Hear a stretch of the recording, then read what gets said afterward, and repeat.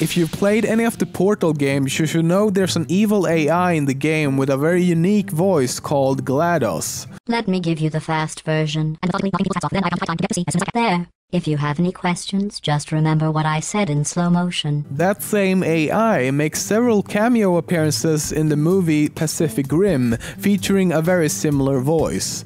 2 pilots engaged in neural bridge. Producer Guillermo del Toro was such a fan of the games that he approached the game's developers, Valve, who approved the idea.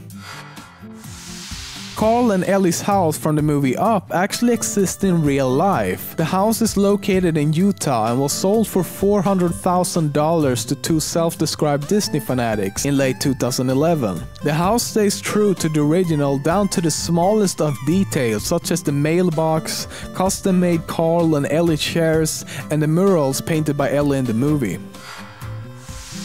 While working on the set of Armageddon, Ben Affleck asked director Michael Bay why NASA would train an inexperienced drilling crew to become astronauts when it would be much easier to teach already trained astronauts how to drill. Michael Bay jokingly replied, "Shut the fuck up," and then he exploded.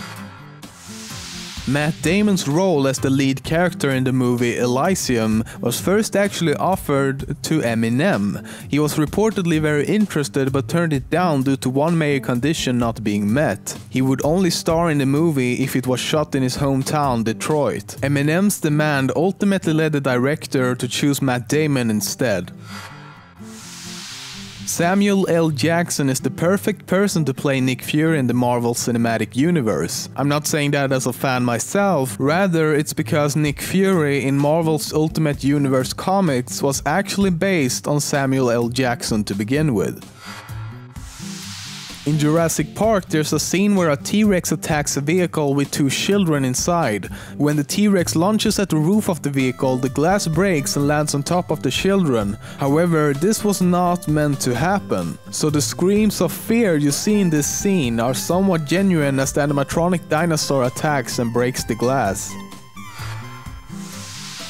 In Star Wars Return of the Jedi, Luke wears black clothes throughout the movie, symbolizing the possibility of him falling to the dark side of the Force. But at the movie's climax, when Luke ultimately rejects the dark side, his jacket falls open to reveal that it was white underneath all along. There's a scene in the first Spider-Man movie where Spider-Man catches Mary Jane as well as her lunch tray from falling to the floor. This scene involves no CGI or special effects of any kind. Actor Tobey Maguire finally managed to catch the food on the train just as it's seen in the movie after 156 takes. The only trickery used was some glue to stick the lunch tray to Maguire's hand. The mask used by Michael Myers in the movie Halloween is actually a mask formed after Captain Kirk from Star Trek. After removing the eyebrows and sideburns, spray painting the hair brown, opening up the eyes more and painting the face white, the crew found the mask to be eerily emotionless and perfect for the movie. There is an elaborate and somewhat complicated theory about Pixar movies saying that all movies are connected.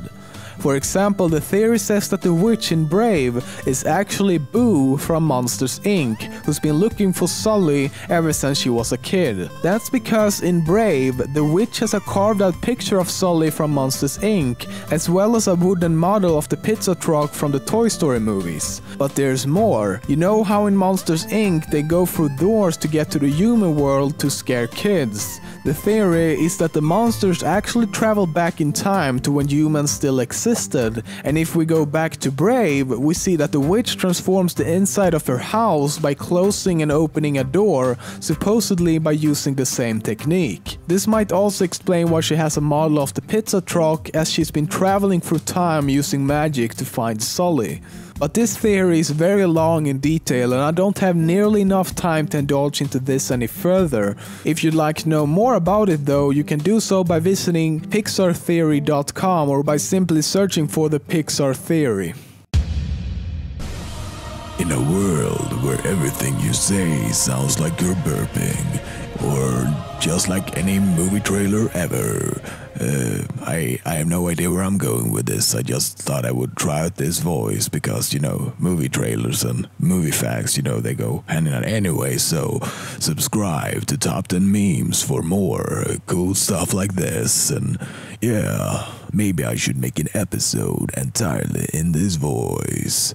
Yeah, probably not. So, okay, fuck this.